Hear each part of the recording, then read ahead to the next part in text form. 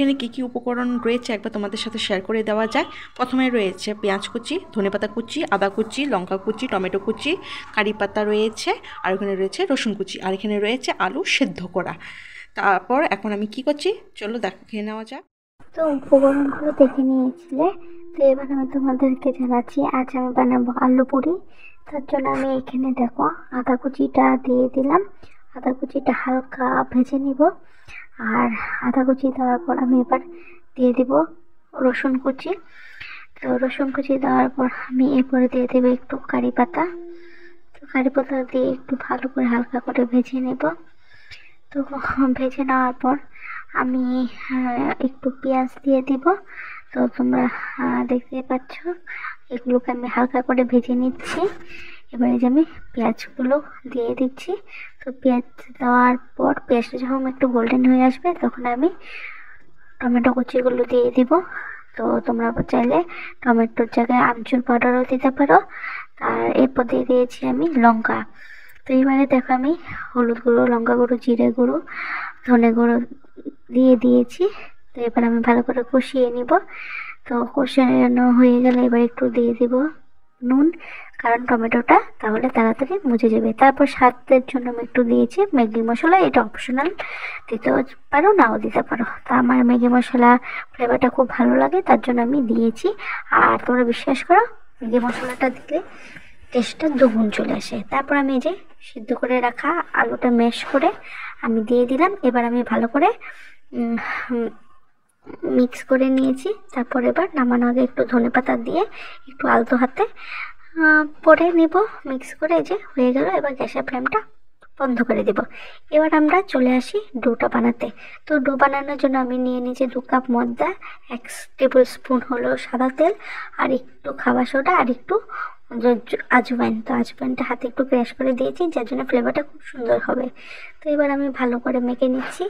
আর এবার তুমি দেখো ময়মটা দেওয়ার জন্য তোমরা যদি ময়মটা ভালো করে হাতে মুঠ করে ধরো, যদি দেখো এরকম মানে দলা পেকে যাচ্ছে তাহলে ভাববে তোমরা যে সুন্দর ময়মটা হয়ে যায়।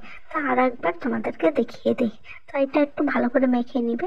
এর দেখো হয়ে গেছে, ঠিক আছে? এমন হয়ে গেলে ভাবে কি সুন্দর ময়াম দেওয়া হয়ে গেছে। তো এবার আমি ডোটা মেখে নিলাম। এই দেখো ডোটা মাখা হয়ে গেছে। এবার একটু আমি সাদা তেল উপরে দিয়ে 2 ঘন্টার জন্য রেখে দিব। তো তাহলে আরও ডোটা সফট হবে। তো এমনি রেখে দিও না, নইলে এটা হার্ড হয়ে যাবে যেহেতু ময়দার, তার জন্য। তো এবার 2 ঘন্টা পর আবার আমি চলে আসলাম। তো এবার দেখো ডোটা কতটা সফট হয়েছে তোমাদেরকে দেখাই। দেখতে পাচ্ছ খুব সফট হয়েছে। এবার এই যে আমি নিয়ে নিয়েছি একটু শুকনো ময়দা নিয়ে নিয়েছি, কারণ লিচিটা যেহেতু একটু যদি না ফেটে যায় তার জন্য আমি একটু শুকনো হলো ময়দা নিয়ে নিয়েছি। আর যে দেখে নাও আমি কিভাবে করে নিচ্ছি। তো এটা আমি কিনারগুলো সাইডগুলো না পাতলা করে নেবে, মিডিলটা মোটা থাক কোনো ব্যাপার না। তাই একটু করে আমি ওই যে স্পুনে করে আমি পুরটা ভরে দিলাম, আলুর পুরটা। তো এবার আমি গোল গোল গোল গোল করে যেভাবে মোদক বানানো হয় ঠিক, বা মোদক যেভাবে বানানো হয় ঠিক আমি সেভাবে দেখো করে নিচ্ছি। তো তোমরা দেখে নাও কীভাবে করে নিলাম, খুব ইজি, সেরকম কোনো ব্যাপার নেই, কঠিনে কোনো ব্যাপার নেই। দেখো মুখটা আমি চেপে নিয়েছি। এবার আমি হাত দিয়ে, এটা আমি বেলবো না, হাত দিয়ে একটু চাপিয়ে নেব। তো এই যে দেখো শুকনো আটাটা এখন কাজে লাগবে, যেহেতু তেল তেল ছিল তো বেশি চাপ দিলে আলুর পুরটা বেরিয়ে আসার ভয় থাকে। তার জন্য যে শুকনো আটা দিয়ে হাতে আলতো হাতে আমি দেখো চাপা মেরে দিয়েছি।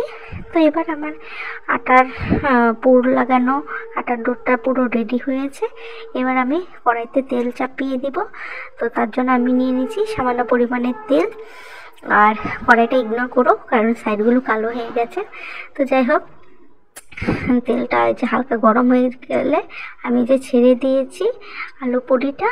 তো তোমরা একদম ফুল হিট গরমে কিন্তু পুরিটা ছাড়তে যেও না, তাহলে কিন্তু তা ভালো হবে না। তো দেখো আমি হালকা করে ভেজেছি, দেখো যে পুরিটা হবে সেটা কিন্তু সাদা সাদা হয়ে গেছে। এবার আমি কি করব, প্যানটা পুরো হিট করব, আঁচে গরম আঁচে দিয়ে দেখো আমি এটাকে ডোটাকে সুন্দর করে আবার ছেড়ে দিয়েছি পুরিটা। তো দেখো পুরো গোল্ডেন হয়ে গেছে। এবার দেখবে আর খেতে খুব ভালো লাগবে, আর একটু মচমচে হবে, ভিতরটা নরম হবে কিন্তু উপরটা মচমচে হবে।